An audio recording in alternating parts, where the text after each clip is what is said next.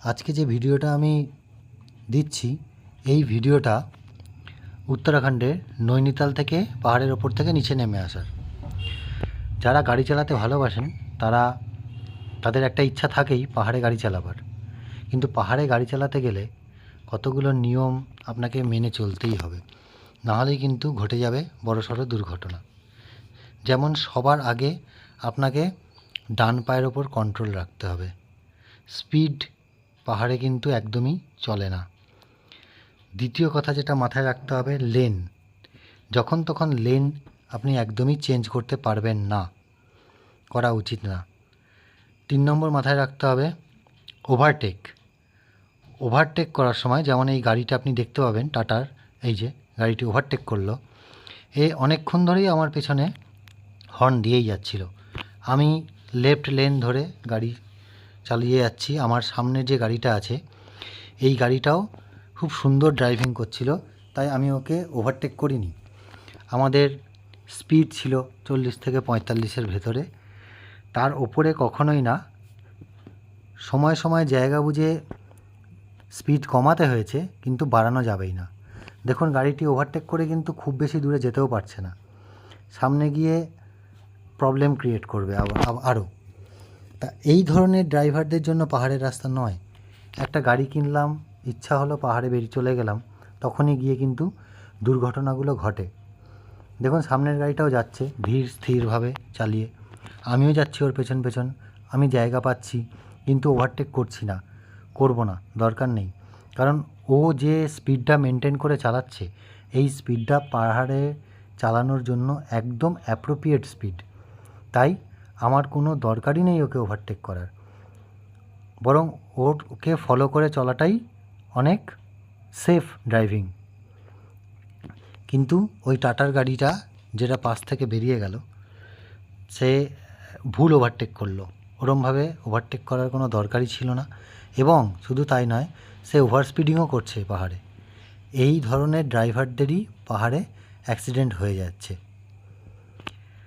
তা যাই হোক, আমি এই ভিডিওটা দিলাম, দেখুন পাহাড়ের কার্ভগুলো দেখার জন্য, কিভাবে পাহাড়ে খুব ঘন ঘন এবং খুব শার্প কার্ভ থাকে। এই কার্ভগুলোতে বিশেষ করে আপনাকে স্পিড এবং লেনটা মেনটেন করতেই হবে। কোনোভাবেই লেফট লেন ছেড়ে আপনি রাইট লেনে যাবেন না।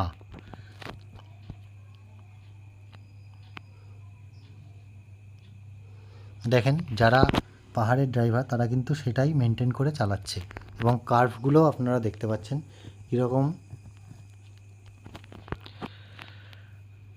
ভয়ানক ভয়ানক কার্ভ রয়েছে।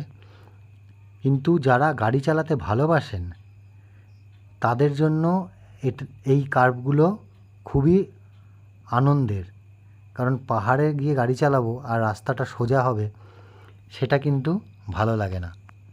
এরকম কার্ভ রাস্তা হবে, এরকম সুন্দর রাস্তা হবে, তবেই পাহাড়ের গাড়ি চালানোর মজা। কিন্তু একটা কথা আবার বলবো আমি, ডান পায়ের ওপরে কন্ট্রোল রাখতে হবে। স্পিড একেবারেই নেওয়া যাবে না। স্পিড হচ্ছে পাহাড়ে গাড়ি চালানোর সবচেয়ে বড় শত্রু, এবং লেন ভায়োলেন্স, এই দুটোই। যাই হোক, এই ভিডিওটা আপনারা দেখেন, আরও কিছুটা আছে, প্রাকৃতিক সৌন্দর্যটাও উপভোগ করেন। আবার বলছি, এটা উত্তরাখণ্ডের নৈনিতাল থেকে নিচে নেমে আসার ভিডিওটা করেছিলাম। টোটাল 33 মিনিটের ভিডিও ছিল এটা, সেখান থেকে কেটে আমি কিছুটা অংশ আপনাদের সঙ্গে শেয়ার করলাম। এরপরে একটা ভিডিও আমি পোস্ট করব, সেই ভিডিওটা আপনি দেখতে পাবেন পাহাড়ের একটা অ্যাক্সিডেন্ট এই রাস্তাতেই, সামনে গিয়েই সেই ভিডিওটা আছে, সেটা আমি এর পরের ভিডিওতে পোস্ট করব। দুটো গাড়ি এই সেম লেন ভায়োলেন্সের জন্য অ্যাক্সিডেন্ট হয়েছে, একটা লোকাল গাড়ি আর একটা মারুতি সুজুকি ফ্রঙ্কস, দুটো গাড়ির মধ্যে অ্যাক্সিডেন্ট হয়েছে। একটা সম্ভবত ইটিওস ছিল মনে হয়।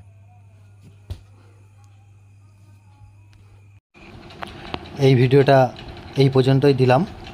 এখানেই ভিডিওটা শেষ করছি। পরের ভিডিওটার জন্য অপেক্ষা করুন, পরের ভিডিওটা আসছে খুব শিগগিরই,